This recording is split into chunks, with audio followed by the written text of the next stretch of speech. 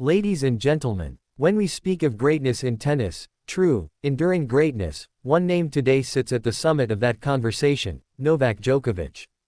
But no champion exists in isolation.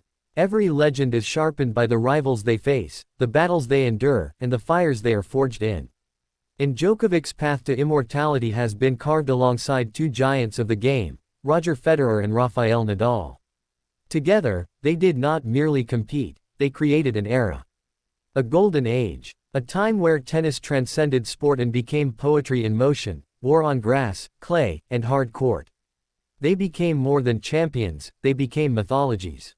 Novak Djokovic has always been the disruptor, the challenger, the man who broke through a two-man dynasty and rewrote the script. Yet when he speaks of his rivals, there is no venom. Only respect. Deep, knowing, battle-earned respect. In a recent conversation with Croatian football icon Slaven Bilic, Djokovic opened the door to his memories, and what emerged was a portrait not just of competition, but of contrast, legacy, and humanity. He spoke first of Federer, the maestro.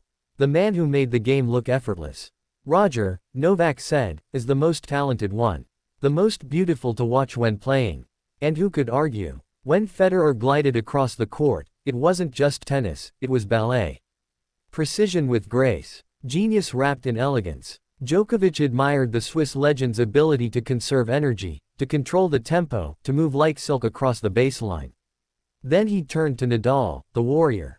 The relentless, brutal, physical storm that never stopped coming.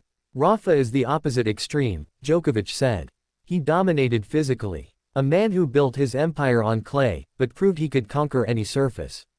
A competitor who bled for every point, who wore his heart on his sleeve and his determination in every muscle of his body. And between them, Djokovic found his place. He called his own style closer to Nadal's. "That's where I belong," he said, not with the effortless artist, but with the grinder, the relentless competitor, the one who bends but never breaks. Yet even as he defined himself through contrast, he celebrated both. Because without them, he would not be who he is. Without Federer's grace and Nadal's grit, Djokovic's own fire would never have burned so bright.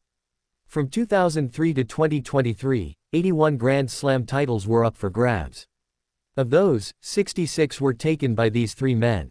66. An entire generation of tennis was monopolized by their excellence. Federer finished with 20. Nadal bowed out at 22. And Djokovic, a record-setting 24, and still counting. But perhaps even more telling than the trophies are the battles. Djokovic and Nadal faced each other 60 times. 60. From the clay of Roland Garros to the hard courts of Melbourne and New York, to the holy grass of Wimbledon. And Djokovic emerged with a narrow 31-29 edge, a rivalry defined not by dominance, but by constant adaptation, by inches, by the will to survive and evolve. Against Federer, the story was different but no less legendary. 50 matches between them. A 27-23 edge for Novak. Their encounters became classics. Who can forget the 5-set epics, the match points saved, the crowds torn between loyalty and awe? These weren't just matches. They were history written in real time. Djokovic didn't just beat them, he learned from them. Grew because of them. He became the complete player by absorbing Federer's elegance and Nadal's grit and fusing them into something entirely his own. The impenetrable wall, the mental fortress, the master of angles, depth, and nerve. He had to endure the booing crowds who favored the more popular Federer. He had to fight the narrative that he was the villain in someone else's fairy tale. But over time, he flipped the script. Not with noise, but with numbers, with titles, with consistency, with an iron will that refused to break. He showed us that greatness isn't always pretty. Sometimes it's raw, sometimes it's controversial. But always, it is undeniable. And now, at 38, Djokovic looks back, not with bitterness but with gratitude. Gratitude for the paths that crossed, the duels that defined him, and the adversaries who made him better. He never tried to be Federer. He never pretended to be Nadal. He became Djokovic, the man who outlasted them both. But the story isn't just about numbers. It's about meaning. Federer made you fall in love with the game. Nadal made you feel its struggle. Djokovic made you understand its cost, and its reward.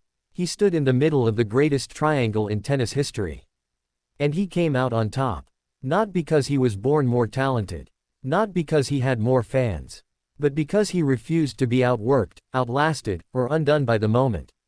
Today, he speaks not as a rival, but as a witness to greatness, theirs and his own.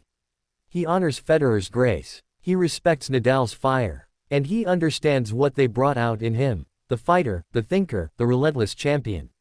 Tennis may never see another era like this. The big three were more than players. They were titans, poets, warriors. And Novak Djokovic, in his own words, has become the bridge between two extremes, the man who united the sport's beauty and brutality into one unstoppable force. Their rivalry is over. The torch has been passed.